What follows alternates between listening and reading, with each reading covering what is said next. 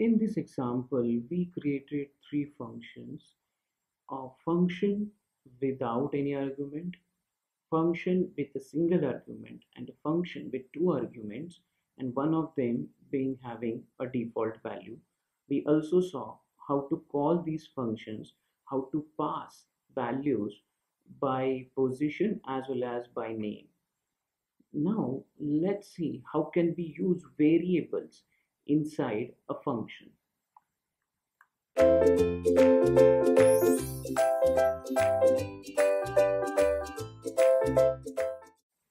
So let's create a function which gives us the area of circle, and we are going to accept a radius value which we are by default going to set as 5.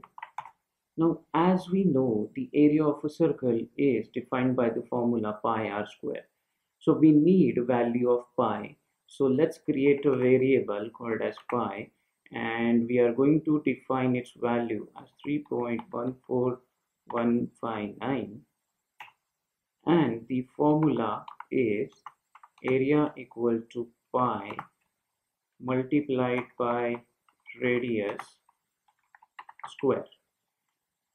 Now we can print the area. So let's use an f string again over here.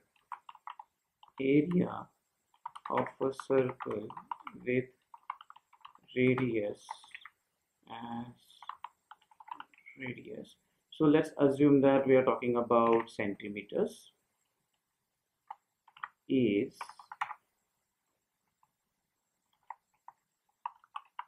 area centimeter square. Let's call this function area of a circle. We are not going to pass any value, and again area of a circle with, let's say, radius as 10. Now let's see the output of this program. Python function variables.py, and see here, we call the area of a circle function two times, so there are two print values. First, we have not passed any value to the radius, hence it by default took 5 as a value. Output is 78.53975, whereas when we pass 10 as a value, the output is 314.159. Now let's define one more function, call it as perimeter of circle, and to this also we are going to pass a radius. Let's keep it default value as 5, and the perimeter formula is perimeter equal to 2 multiplied by pi multiplied by radius. And let's print string perimeter of a circle with radius is perimeter. Now let's call this with perimeter of a circle with value 10, and let's execute this program. Python function variables.py, and it gave us an error. Now read the error. It says name error, name pi is not defined. Why? Let's see that. So here we pass 10 as a value, and the function has a formula implemented which is 2 pi r, basically 2 into pi into radius, but it's still given error for pi over here. Now we already defined pi here, and still we have an error. The reason being, it's because this pi variable defined within area of a circle function is within the scope of that function, and hence it is not accessible outside of this function. So if we want to use pi value again, there we need to define the value of pi over here as well, pi 9.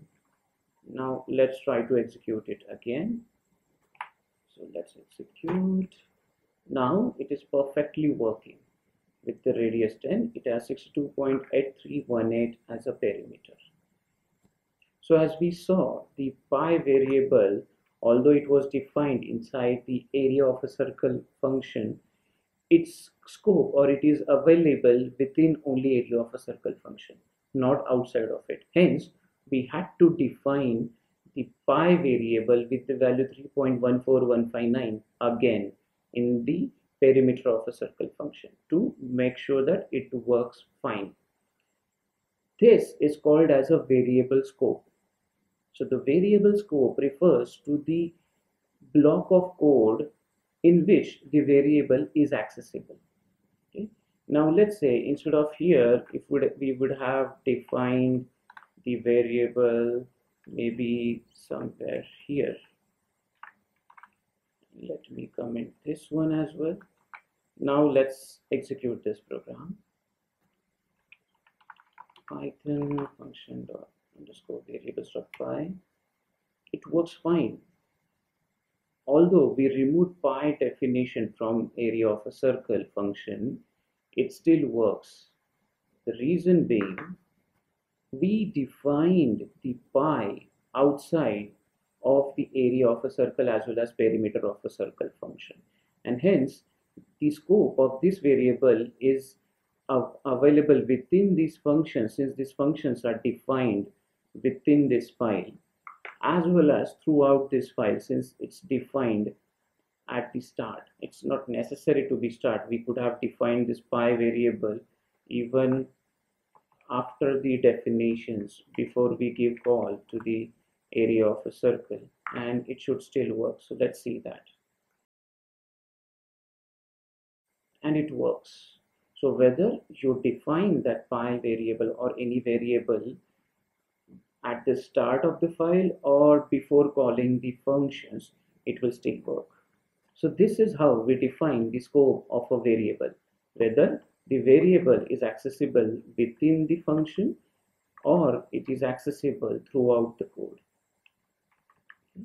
Now let me define pi again over here, 3.14159. Now let's remove it. Now up till here we saw how to pass the values directly. Now let's see how can we use variables and pass the values. So let's say I create a variable radius equal to 12, then pass it here.